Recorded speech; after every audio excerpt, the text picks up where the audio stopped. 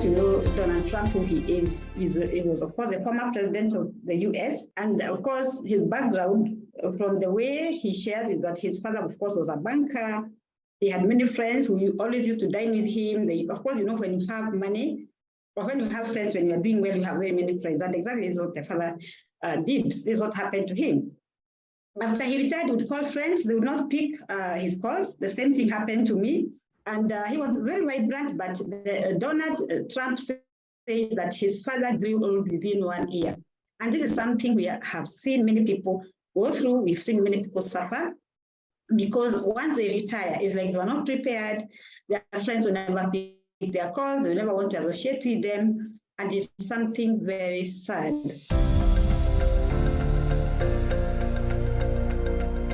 I was forced to retire in a way that I wasn't prepared, because my husband fell sick and I had to take care of him, because I had to nurse him and to keep taking him to hospital. I had to stay with him in hospital for some time. And so I retired at 43. So you can imagine, my friends, I would like to call them. Sometimes I was going through a lot of stress and all that. So I would call a few friends, we just sit, we talk. But most of them thought Sarah was going to ask them for money. And I can tell you, I lost those friends within less than a year. So I decided, okay, it's my life. Let me see what I can do. It is not easy. It's not an easy journey, but I thank God that He helped me to wade through. Retirement is exit from employment permanently. Of course, those people who retire from employment, say you are working for Coca-Cola and you are retired, of course, they remove your name from the payroll. They remove you from the records. They know you are no longer, of course, a member of the organization. And then the retirement age, of course, in Kenya is 60 years, and in other developed countries is 65. So what happens after retirement? It's good to be honest. These are just a few of the experiences that people go through. Number one, realize when you retire, your daily routine stops permanently. You see, you no longer start waking up early, going to work. Then your monthly income and other benefits, for example, there are some organizations that give you a free car, they give you a free home, then they pay for your holidays. All that comes to an end. Then you also lose your titles. Maybe like now you are the commissioner of police, or you are a CS or a permanent secretary. So you used to be addressed like sir or madam, or maybe Madam CS or Madam Commissioner or Mr. Commissioner, all those go. So when you meet the same people who are calling you that, they stop calling you that, and that psychologically it affects you. Then before pension is paid, debts accumulate. This is something that happened to a friend of mine. Every time she would call me, oh, Sarah, I don't have money for food. I don't have money for my rent. So can you help me? So I just told her, honestly, because I helped her for 5 months, I told her, oh my goodness, I cannot be able to continue supporting you like that. And this is a fact of life. Then you lose friends and you also lose confidence. Then you mentally, you get unstable. You are not able to, you start feeling like, okay, pressure will go high. And then you start feeling like, okay, life has come to an end, and you're not able to face life the way you were facing it before. So your mental balance, of course, gets affected. Then loneliness sets in. Now you have retired, children have left home, so you're left alone. So what happens is that you become very, very, very lonely. I could have become lonely because, of course, when my spouse passed on, now my children are all grown up and they've left home. And in most cases, you find I'm only home either with my employees. Of course, you don't have much to talk about with employees because you can. That's how was your day? Maybe you eat. That other times I prefer eating outside because I always be with people because that's how I've decided to have my life. I'm always either meeting people in this club. I'm going to a golf club. I'm going to speak, or I'm writing a book, or I'm doing something. So that is the kind of life I've decided I'm not going to be lonely because loneliness kills. Then the other thing is that you realize when you retire, the projects that you had started stop. There are people who make a very big mistake. You retire, and then you realize that maybe you have been given 5 million, and you think 5 million is a lot of money. So what happens? You start building a home, a 5-bedroom house. I mean, realistically, even if you are building a 5-bedroom house, you don't have small children. I'm assuming you still don't have children staying with you. Who will be staying in that house? So of course it means that once you are old, because you see, number one, you have to keep on paying for those utilities. You have to pay for power, you have to do all that. So you can imagine. So there's no need of you building a very big house Yet, at some point, you stop, you're not even using all those rooms. So that's some of the mistakes people make. You realize then after that, you don't have the money. Then there's also a lack of social capital in the village. When you go there, you see you didn't have a relationship with those people. So when you go there, you are like, oh my God, now, can I go to this neighbor? You feel no. Can I also maybe ask this other neighbor to visit me? No. So even when you are with them, you feel like you are misplaced. Then, of course, as you retire, inflation bites heavily. Currently, you have seen, even in the newspaper, showing that people who have retired cannot be able to meet their needs. They've started going back to their employer to compete with young people who are in employment. Lack of finances leads to not being able to pay for liabilities, utilities, rent, medical bills. As you grow old, you know that these diseases, I don't know why they keep on striking. You find that you have to keep on taking medicine, and of course you need money. So that's what does that mean? You go to the grave very fast. Unfortunately, also, insurance companies stop relationships with us when you grow old. Why? Because they don't want when you grow old, number one, they know you don't have any more money. They also feel that, of course, now because you are sick, they will not be able to take care of the medical bills. Then the other thing is that frustrations lead to, number one, poor health, suicide. There are people who have committed suicide after retirement. The other one is, for those who drink, they drink excessively and finally they die.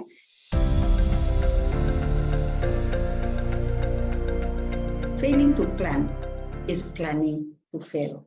If you don't plan your life, you don't plan what kind of life you want to live tomorrow, you are planning to fail miserably. Then psychologically, you get prepared, hence your mental stability. When you are sure and you know, today I am 35 years old, but one day I'll get to 90.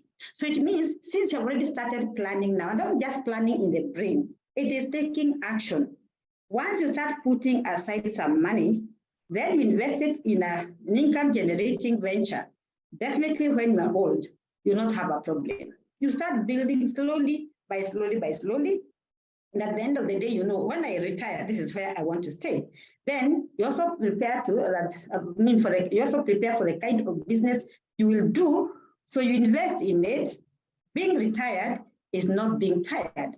Like me today, I am 64. And the energy I have is so much. And I'm still being able to do business. I'm able to give talks. I'm able to write books. So it is the kind of life you want to lead.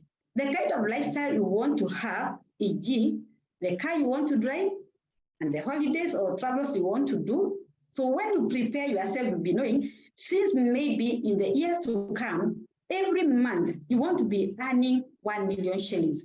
So when you have that end in mind, I want to be making 5 million shillings per month. That will be enough for me to eat, to travel. This means you'll be a very comfortable person. Then your monthly income from investments and business will cushion inflation. So you know what? When you have investments, it means that money that you get, you keep it, you plow it back, and then you get more money. So it means even when you grow old, you'll not do what? You'll not be stressed. Then you have to learn early the importance of social capital.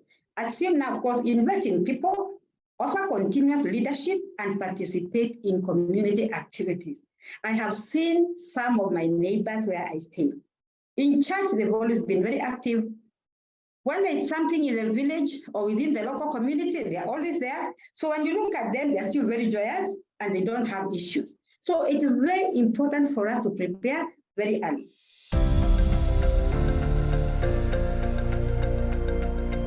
Mistakes young people make, and I really respect my late husband. And this man, I talked about him so many times. One time he came and told me, you know what? He used to call me mom. I think it's better we start preparing ourselves early for retirement. So what are we going to do? I'm going to stop working. He was working for the Ministry of Works. I was working for the Ministry of Finance. So he told me, Mom, I want to retire so that I retire early. After 2 years of employment, so he exited. Then he started doing construction. Of course, he failed many times, but finally he was able to come up.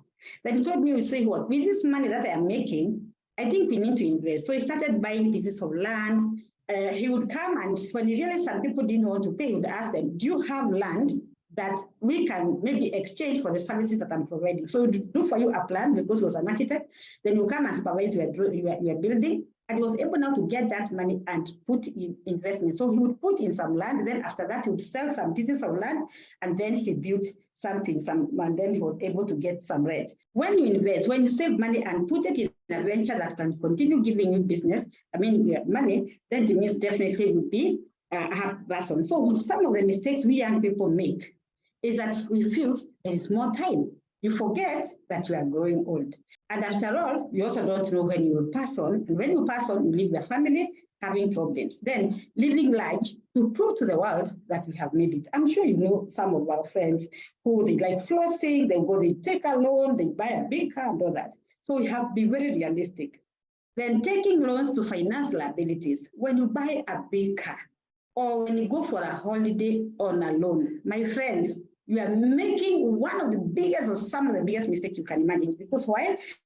You'll be paying for a loan that is not even helping you to generate money. But if you can go take a loan, buy a car, give it maybe for an Uber, or buy a car which you can be using maybe to do business, or maybe a pickup that does some business for you, then that one is not a liability, but it's an asset.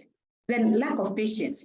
We give up so easily. Maybe you started doing something and then you feel like, now this thing is not working out. Instead of you saying, now I have to be patient, I have to push myself, I have to go to Mogoni and ask her, how can I do this? Who can help me to do something? Lack of patience is something that we shouldn't do. It shouldn't be part of our portion. The other mistake is getting involved in rich, quick schemes. Let me tell you, people will come, they will tell you that maybe bring your 5 million shillings, like a friend of mine did that in Nakuru. We'll put this money and it will generate within maybe 5 months, 6 months, you'll be able to double it. If it is not really money which is giving you business, why should you give someone money like that? And then at the end of the day, you lose everything.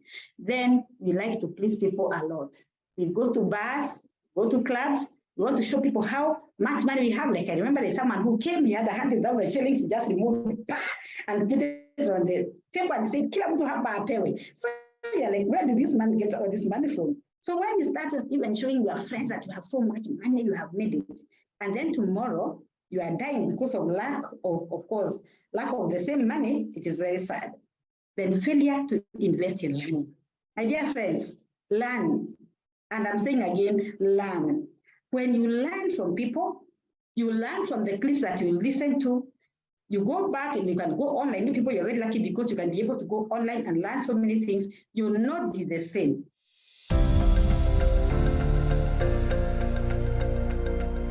Retirement is not a death sentence. Many people think when you retire, you're going to die. Why? When people see you, they see how frustrated you look, they think that, of course, finally you will die. So once you prepare early, you are not going to die early.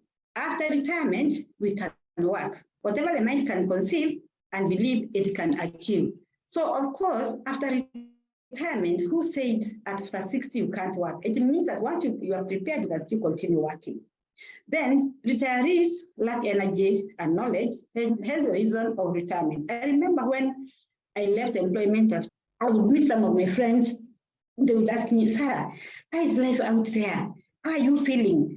Where do you get money from?" And we are like, oh my goodness. Even if you retire, you still have knowledge, you have the experience. So like you can decide to become a consultant. And that is why I think the late President Kibaki used to get his old friends to come and help him run the government. And that is why you see during his tenure, the country was doing very well. Why? Because these are people who know how to manage finances, they know how to manage people, they know how to manage resources. Another misconception about retirement is that pension money will cover all expenses, which is not the case. Then our children and relatives will take care of us since we did the same while in employment.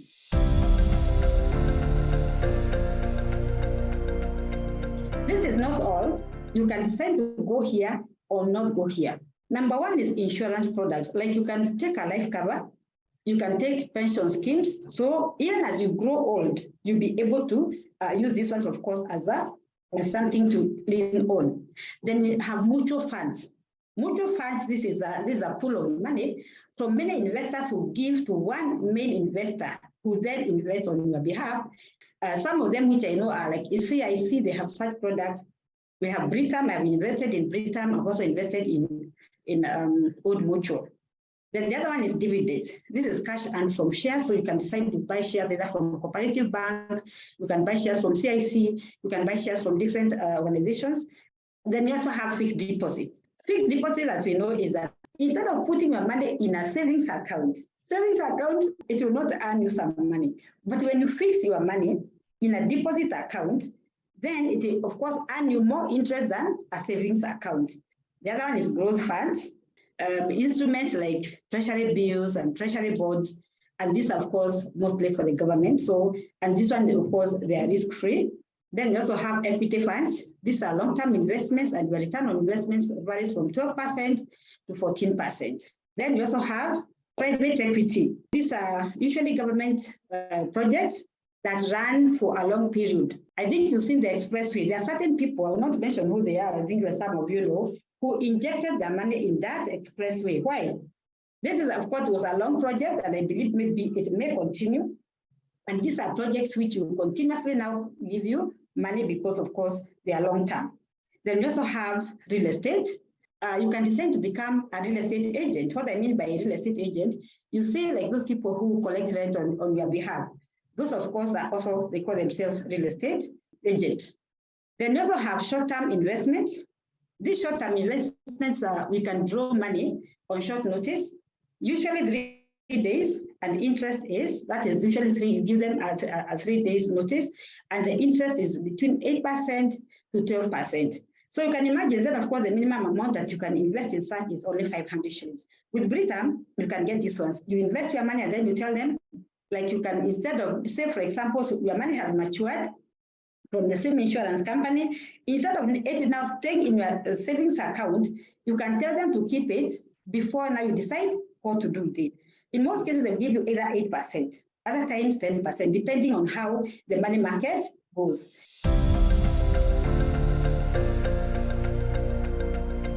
So retirement is not the end of the road. In fact, it is the beginning of the open highway.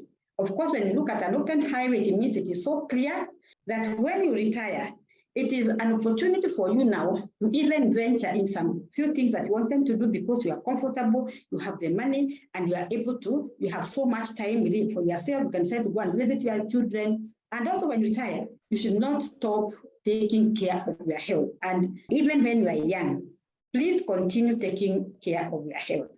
For me, how do I take care of myself? I go to the gym. I do my gym in the house. I have a fitness coach who comes. I work out with my daughter because she gives me a lot of encouragement. She doesn't want to see the mother sick.